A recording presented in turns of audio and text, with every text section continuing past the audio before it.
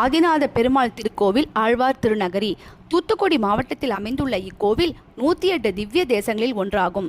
மேலும் நவதிருப்பதியின் வரிசையில் குருவின் அம்சமாக விளங்குகிறது. இக்கோவிலின் மூலவர் ஆதிநாத பெருமாள், தாயார் ஆதிநாச்சியார், குருகூர் நாச்சியார், உற்சவர் பொழிந்து நின்ற பிரான். இத்தலம் பிரம்மாவுக்கு குருவாக பெருமாள் வந்த திருத்தலம் என்பதால் குருகூர் என்று அழைக்கப்படுகிறது. அதிலேயே தோன்றிய நாதன் என்பதால் பெருமாளுக்கு ஆதிநாதன் என திருப்பெயர் பெற்றார். குருவின் சாபத்தால் காந்தன் என்றொரு வேத பாடசாலை மாணவன் மறுபிறவில் புலையனாக பிறப்பெடுத்தான். மகாவிஷ்ணு இங்கு தோன்றி அவரது முன்ஜென்ம சாபத்தினை போக்கி காந்தனுக்கு முக்தி அளித்தார். அதனால் இக்கோவிலின் படிக்கட்டில் காந்தனின் உருவம் பொறிக்கப்பட்டுள்ளது. இந்நிகழ்வு சாதி ஏற்றத்தாழ்வுகள் என்பது இறைவனுக்கு இல்லை என்பதை உணர்த்துகிறது.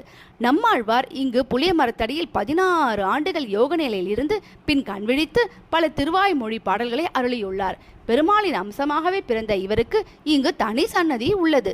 நம்மாழ்வார் இப்பூவேளைகள் அவதரிக்கும் முன்பே ஆதிசேஷன் அம்சமாக இங்கு புளிய மரம் அவதரித்ததாம். இம்மரம் சுமார் 5000 ஆண்டுகளை தாண்டி இன்றும் இத்தலத்தில் உறங்கா புலியாக நிலை பெற்றுள்ளது. இம்மரம் பூக்கும், காய்க்கும், ஆனால் பழுக்காது. இதன் இலைகள் இரவில் உறங்காது. எனவேதான் உறங்கா புலி என்ற பெயர் அழைக்கப்படுகிறது. இந்த கோவிலில் கல்லில் செதுக்கப்பட்ட நாதஸ்வரம் ஒன்று உள்ளது. இந்த கல் நாதஸ்வரம் மிகவும் சிறப்பு வாய்ந்ததாக கூறப்படுகிறது.